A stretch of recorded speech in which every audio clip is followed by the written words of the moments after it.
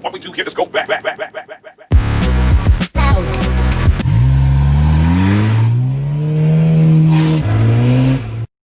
Holy shit, what is going on, everybody? Welcome back to Let's Slide. Now, channel name's kind of deceiving for me at this point in my life, being completely honest. I don't even have a car right now. I've got a couple motorcycles and some other stuff like that, and I have no even means to ride them. So this isn't going to be any sort of like entertaining or exciting videos like I had prefaced before with the Volvo video that I had up. So, story behind the Volvo is it's kind of a rough story for me to talk about, being completely honest. But what happened with that car is, in short, I wrecked it. Now, I didn't create any problems. I didn't create any more problems for myself. It didn't hurt anything, well, besides the car. The Volvo, I was just at a point in the project where I was going to start doing some actual stuff with it. I mean, as you guys saw, I think in the last video, I had a manual boost controller on it, a boost gauge, and right after I'd posted that video, I had actually taken the catalytic converter off and done the exhaust. So my next step in the project was I was going to order a Megasquirt 3 ECU, and I was going to wire it all up and be able to run a lot more boost, even with the automatic transmission, because it was a vacuum-controlled transmission. It would be something that I could easily do. And I had a local YouTuber here that I've watched for a long time. In fact, I actually know personally. I've been to some of his car meets and met him several times. I don't know him that well. It's not like he's my best friend. But he was going to actually help me go through and get the wiring done and get it all done so that the car could actually make a decent amount of power and go over the 12 pounds of boost threshold. If you know anything about the Volvos, that's kind of where the factory ECU shits the bed. Is anything above 12 pounds and it doesn't know how to modulate that much boost. I mean, there's a lot of different things. I know that the TPS was basically an on-off switch on that car. So, I mean, there's not much you could do with the factory ECU. So, that would have got the car probably up to, I don't know, I didn't even do research just because I was doing it more as a fun project to be able to, you know, Megasquirt and turbo, blow-off valve, and get the car actually started to being built. What happened was, I was kind of in limbo. I was making money, saving money so that I could do this, getting my living situation figured out, which has now changed. Obviously, you can see by the background, and we'll talk about that in other videos. My roommate's a very interesting man. He's a very good guy, and I love the guy to pieces, honestly. He's an older gentleman, and he's a really good guy. Kicked out of my old place, and this is all alleged, so this is, so that I can tell the story accurately, but not accurately, because it's not, this story is not accurate at all. But what happened was I got kicked out, and I had been drinking.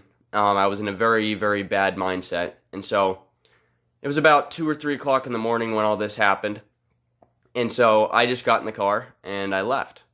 And I wasn't too messed up or anything when I left, so I just drove up to 8th Street and I was just going to sleep in the car. Well, going up to 8th Street, you know, I was extremely pissed off, and so it's a dirt road, and I had completely bald tires on it because I was saving for wheels. I was saving for the ECU. I was just basically throwing one tire at a time on it just to get by, and I was doing DoorDash with the car. And there's no other car that I love more than that car. Just to preface this was my favorite car that I've ever owned. I mean, it was fun. It had boost lag. It was a very fun car to drive. It handled well, especially for being a giant wagon. And it was decently fast. I mean, it was the fastest car that I've ever owned. But what happened was I was going up, sliding on all the corners, you know, kind of having fun, kind of relieving some stress. Well, I get up there, and by the time that I get to a place that I could sleep, it ended up being about 6 o'clock in the morning, so I just decided to drive back down.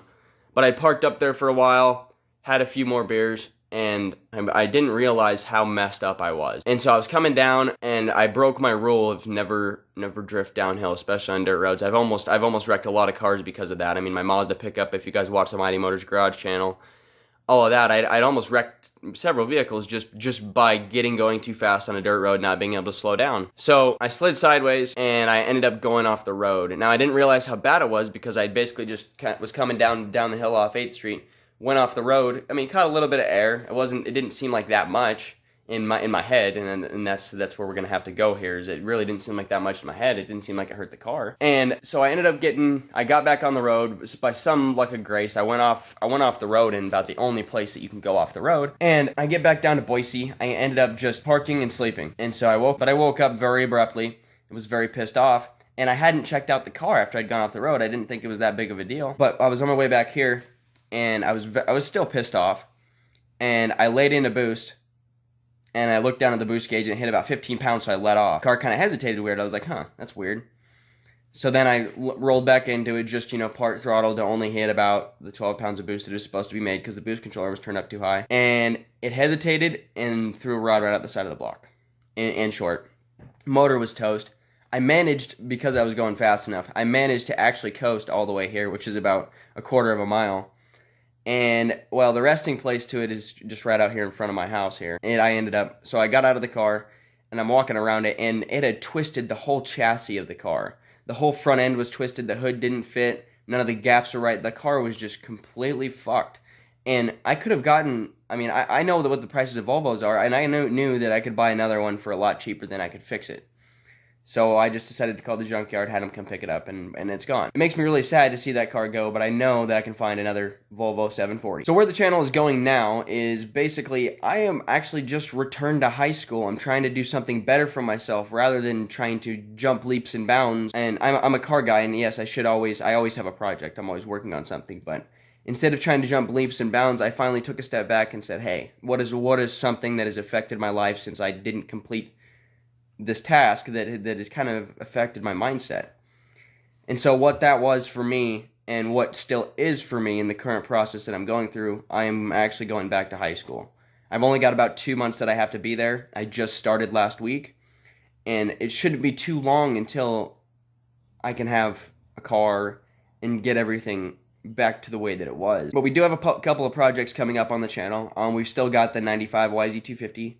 I've got a couple weed eaters and some stuff that I normally buy, sell, and flip, and everything's working out good. I've got some stuff to do, but mostly what this channel is going to be from here on out until I get another car is basically going to car shows, recording my experiences there. And there was, in fact, last weekend I went up to Sun Valley here in Idaho, and they had a big car auction, and it was just crazy to see what the market of cars is doing and what the economy is looking like. There was an 88 Porsche 911 Turbo, beautiful car. Beautiful car. And if you know anything about those cars, that's it easily was a $100,000, $130,000, $150,000 car, depending on the condition. It sold for $88,500.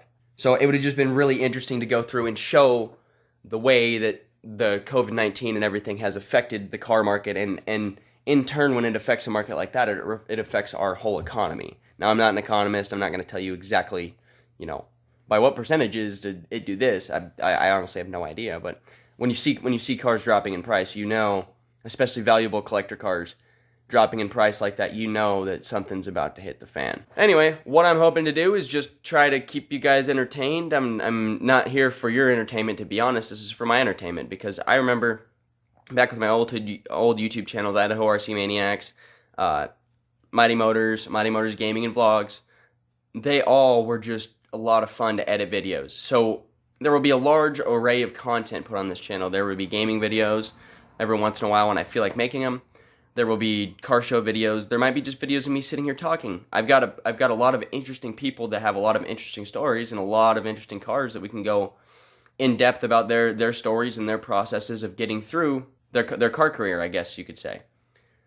So I was just recording this as kind of a little bit of an update video for you guys, and well, for myself, to actually push myself to put out another YouTube video and kind of get rolling on this. I hope you guys like the intro that I threw together. It's not any professional level editing. I bet it's a really cool intro that takes it back to when I started doing all this. So the first clip was from my first YouTube channel, which I'll link below. You don't have to go watch any of those videos. They're stupid. I was like 14 years old, which I enjoy going back and looking at them because I was a kid then. And it's interesting for me to see. But then the second one is my Mighty Motors intro that I made, and I killed it in my opinion with the editing on that. I sped it up so it's kind of more hilarious. And then I've got a clip from the last video on this channel of the burnout in the Volvo. So anyway, I really appreciate you guys.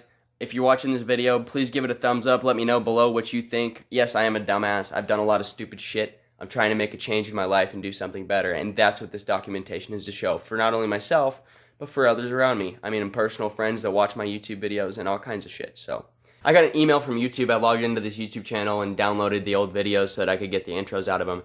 And I was informed that my paid partnership through YouTube is just ending. Now, I haven't posted a video consistently in a very, very long time. So I was just kind of curious of why that was even still a thing. But if we can get the subscriber count up and start actually doing something, maybe I can keep that partnership. So please share this video with anybody that you know, and just let YouTube see the growth and the effort that I will be putting into these videos. But if my partnership gets canceled, we're not going to quit doing this. This is the beginning. So this is, cool. I'll wait till I have enough subscribers to be able to actually have a paid partnership.